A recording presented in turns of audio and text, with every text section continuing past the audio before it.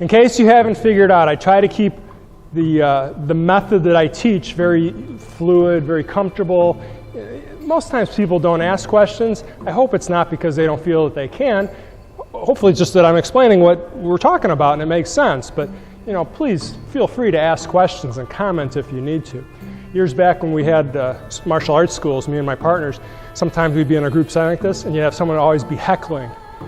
Not looking for any heckling. It's, if it's productive for the class, that's good, but I don't think anybody here is in that frame of mind at all. But please feel free to ask questions if you do have something that doesn't make sense or you can't see what I'm doing.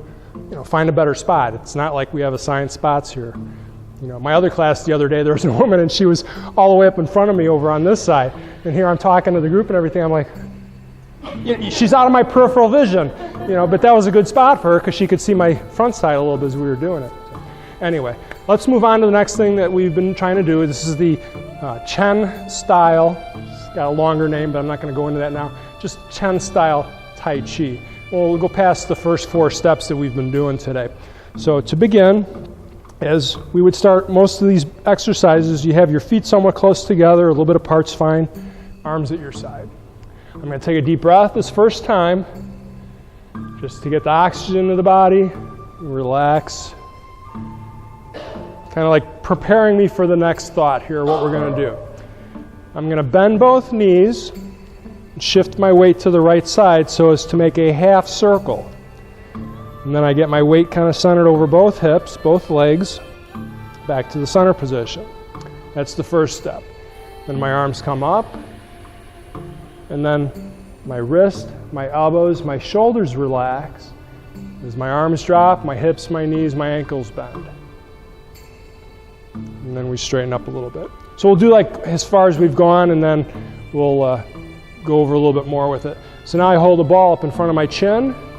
My other hand is as if I'm holding the ball on the side away from my face. And then I gently twist my upper body to the left. Once I get to here, I spin the ball around so my hands switch. I shift my weight, and now my right side turns. And then my foot goes with the hands. Now I shift my weight to the right, my other foot comes across. Anybody remember the name of that position? That's a cat stance, yeah. So I'll periodically say horse stance or cat stance just so you kind of have an idea, but most of my weight is on my back foot, so I could do this little scratch here with the front. And then my hands were on the side here, so now my hands are going to come kind of like down the wall. One hand is up, the other hand is down in front of my knee, and then I take a little step forward. I shift my weight from my right forward to my left. And that's about as far as we've gone so far. So we'll do it a few more times up to there with a little detail and where we should breathe and so forth.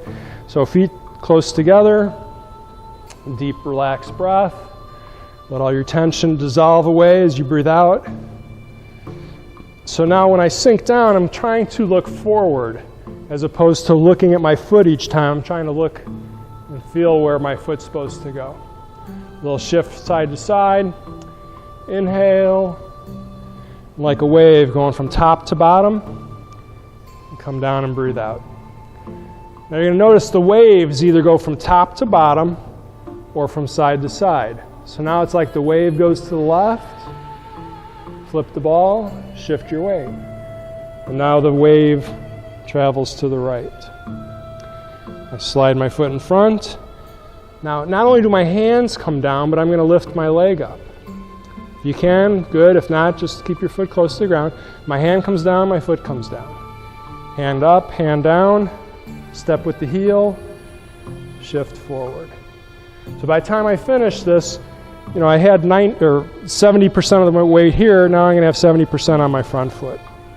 When I do this position, this is called a bow stance. I want to try to keep my knee over my ankle. Years ago, I could get my knee over my toe. I could get all the way down to here. This side's a little looser. That's good. That's flexibility. When you're younger, you can get away with it. As we get older, the alignments are a lot more crucial. Your body does not like some of those angles. So like I was talking about earlier, angles and geometry. If you keep your knee over your ankle, you can drop from your hips. And that way you don't put a lot of strain on the knee joint, but it still gets strengthened. When we do that exercise this way here, you only have so much strength side to side because there's no muscle mass there. Your knees, this is what we need to do. To make our knees stay strong, we stay in this position and maybe various angles from here, a little bit lower. And that puts strength into the muscle where the knee attaches, the quadricep attaches to the knee, the patella. But side to side, don't do it. Your knees don't like that. There's nothing there. So when I did that last move where I step forward, my knee stays the same direction as my toes. On my back foot, my foot turns on an angle because that's the direction my knee bends. All right? Let's try it again from the beginning. We'll add a little more. And breathe in and breathe out. So the wave goes from the right to the left and then settles in between. Waves at the top, working its way down. The wave comes up, goes to the side, flips over, weight shifts. Now the right foot moves with the upper body. Weight comes across. If you can lift your leg, I'm going to let this back leg stay more bent so as to keep my center of gravity a little bit low. And then the hands come down with the arm. As I turn my hand up, I step forward with the heel, shift the weight forward. Okay, next exercise, I'm going to shift back so I can pivot this left foot. My knee and my foot go the same way. Here's that cat stance again with my hand in front. So I'll give you a side view. I was just here. I shift back. So most of the weight is here. It's easy to turn that front foot. So I turn it to the outside so as to get me ready to do this. All right? And that's like you're offering somebody a pear, an apple, fruit of your choice. There's so much symbolism. All the steps, there's something there, whether it's a self-defense movement or it's something graceful in nature. There's always something there. There's no, let me say it again. There are no needless movements. You don't just move to move. Always something attached to it. So that last thing, let's try that again. If I was just here, shift back so I can get my foot to point to the corner. Now I try to coordinate my arm and my leg together. Other hand comes on the inside of my forearm here. Now I'm going to squeeze my fist, open my palm, and it's like I'm putting my fist in my palm as I sink down. All right? So, anybody ever seen this symbol before? That's a martial arts bow or Chinese greeting, but it also represents the yin and the yang, the two halves of the circle, two fish come together. It's all about balance. It's a symbol of balance. Tai Chi is all about balance, trying to get the body in balance. So that's what that exercise is. You have open, you have closed. So throughout, again, every step has some meaning behind it. That's what that one is. So let's try from that last part again, then we'll do the whole thing from the beginning. So I shift back, pivot out, right hand and leg in front, make a fist, put the fist in the palm, put the palm in front of your navel, and sink down. So from the side it looks like this, from the front it looks like this. Pretty easy stuff, right? Alrighty, easy and hard is all relative. If you're just going with the flow and trying to do the best you can, it should be good. So inhale, exhale.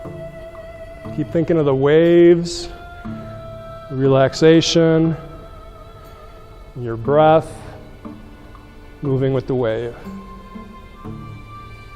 Breathe in, out. Flip it over, shift the weight. Breathe in, out. Shift the weight, the leg comes in front. Lift up if you can, balance for a moment, come down, and breathe out. In, out. Shift back, turn out, arm and leg together, and breathe in, out. Okay, the next part of this exercise is to kind of come to the side so you can straighten this left foot. I'm going to lift my arm and my leg a little bit, and then I come down in the horse stance with my hand in front of the navel again. So I was just here. Here's where it gets tricky with me turning around. Because some people like to see my face. Don't know why. Other people like to see from the backside so they can kind of see. So I have to do both. From here I came in. Relax, let the shoulders drop. Then I try to lift up. And then come down. So in between there's that little adjustment of my knee so that I'm not making my knee go opposite of my toe. You see how that would twist a little bit? I can do it. I can get away with it because I've been doing this for a long time, that my muscles and tendons kind of go along with it a bit more. But I try not to do it because I'm not as young as I used to be. So what I'll do is that little shift. When I come in, I move a little bit to the side, point the toes straight, and then I can come up. So now my knee and my toes go together. And then sink down. All right, one more time from the beginning, and then we'll add another step, and then see how much more time we have at that point. And breathe in, out. Eyes look forward, but your foot moves. And breathe out. In, out. In. Fingers loose, elbows a little bit sunk, a little bit low, and breathe out. Flip it over, shift your weight to the left, in, out. Shift your weight, try to balance if you can. Hands slide down the wall, and breathe out.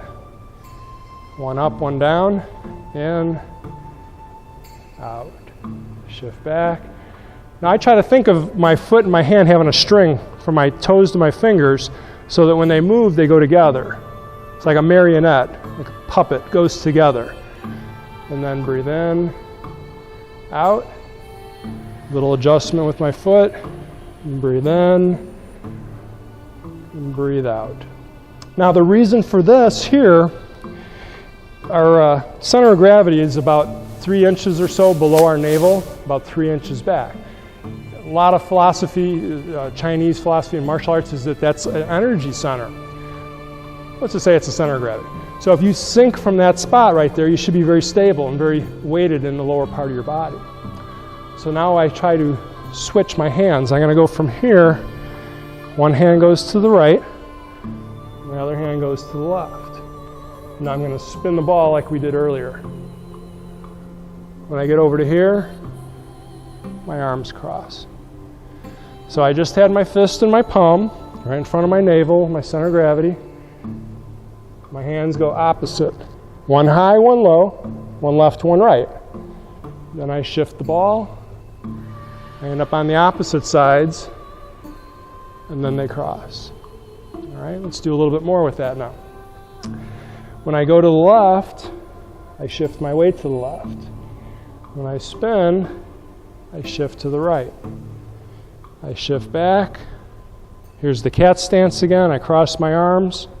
I dip my chin. Whenever my chin drops, it makes it easier for my back to round. An example of this would be here. To round your back, try to lift your chin up. Feels awkward. It shouldn't feel smooth. But when your chin is down, the back can relax and go that position. So let's try that last thing again. Hand in front of the navel. So here's that shifting or that wave again, going from one side to the other, and then back, and then we sink down. All right, so how are we doing? Any questions, comments, complaints in that order? Anybody breaking a sweat?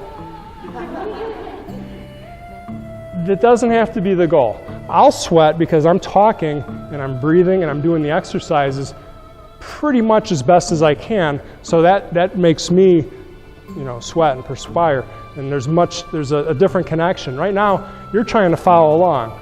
Your brain's watching and trying to imitate what I'm doing.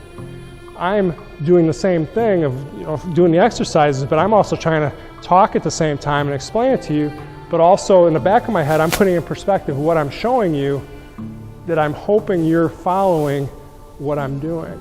That's why you won't see me standing up on one leg a whole lot, because in the back of my head, I'm knowing some of you might not be able to do it as much. So my thought is really going many different directions, even though I'm trying to do just this one thing in front of you. You could clone yourself, like waving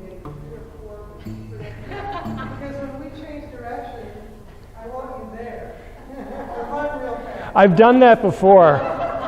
I've done that before where I ran around the room crazy and I got even more tired, so.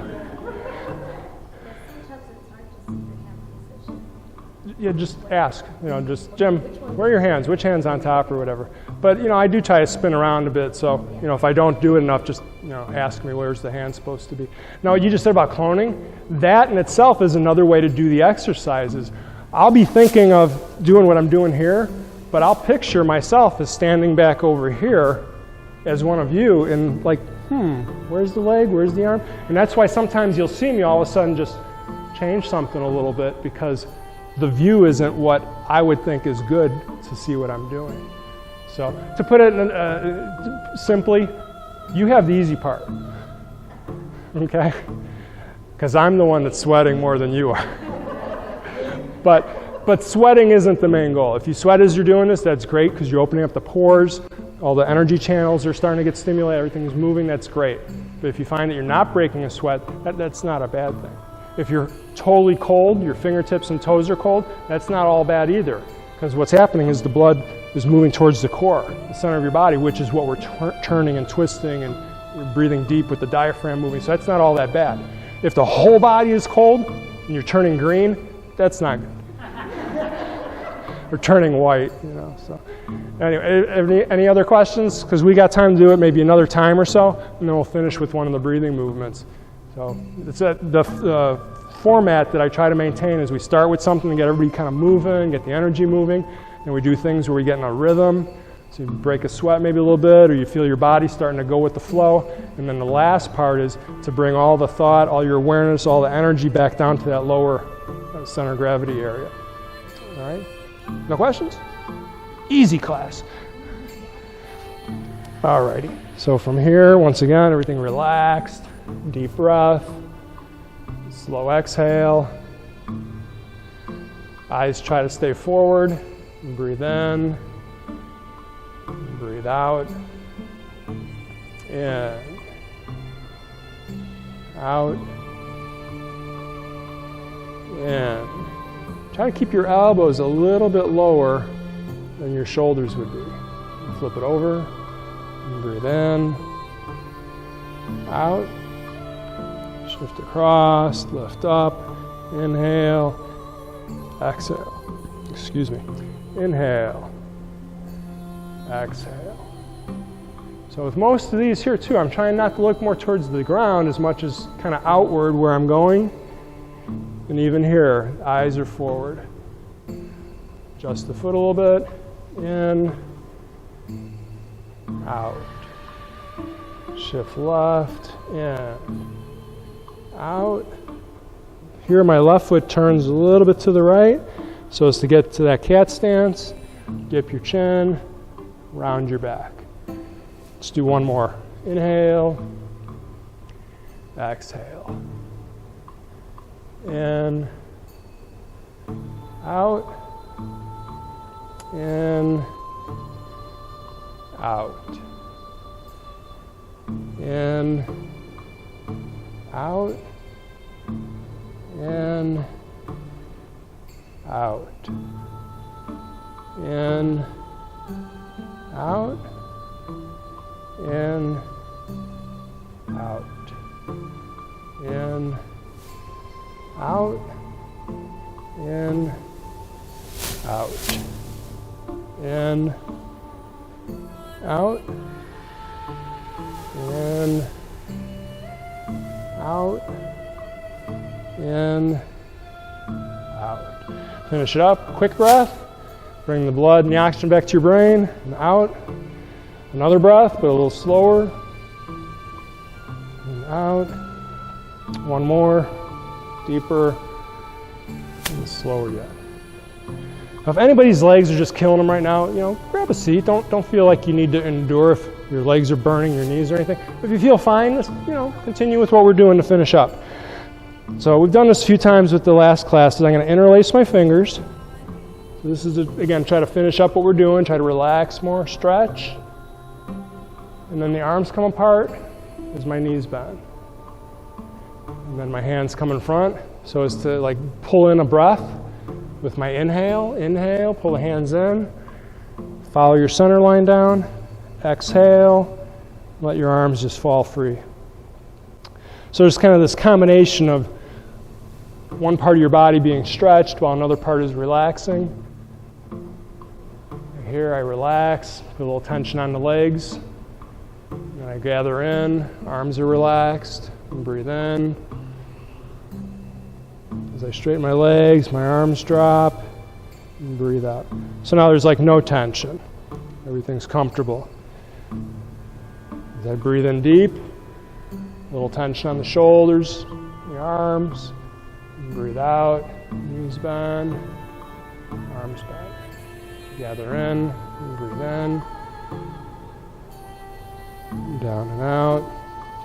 If that's fine, as we come up, try to do a little balance up on the ball of your feet as you stretch. Come down soft, arms out, elbows bent. And breathe in again. So it's like if my breath was that powerful that I could draw in my hands and then powerful enough to push my hands down. So it's not so much just my muscles, my arms doing it, it's how much of the breath am I trying to expel from the body. So if that's fine, when I come up to here and I try to balance, I'm going to try to look up. Just my eyes. And then eyes forward. And then again, breathe in. Pull in. Down and out. And relax. If that's fine, as you try to balance, not just the eyes go up, but your head tilts up. You struggle for balance, maybe a little wobble here and there, and you come back to flat. And breathe in. And out. And the last one, if you can, the feet go real close. And you do any combination of those things with the stretch, with the balance, with the eyes, with the head up. Balance for a few seconds. Breathe out. One step. You're allowed one step. Maybe two. And breathe in. And breathe out. And relax. So, tell me if I'm wrong, but for that split second there, didn't you in your mind say, oops, I took a step? No, I said, oh, I'm going to fall. Oh. I did. Usually it's something like that. But it's that inner dialogue that we try to break. Put it into some kind of a positive, rhythm with doing the exercise. Think about what we're doing. Think about your balance. Think about the breathing. Think about you and what you're trying to improve instead of all that other stuff that just keeps racing and you really don't have nothing really changes by the end of the day too much. You know what I mean, right? It's like the weather, the weather, I check the weather a zillion times a day because I'm out and about and I take pictures outside and I got to know what the weather is. Probably do it too much. I can't really affect it or change it. That's what we do. We get in these rhythms and trying to break the rhythms, trying to make a positive rhythm if we can do that. So, any other questions? Because we're 5 minutes late now. At the end, we clap. Class over. Because we feel so good about what we did and it puts a smile on our face. So.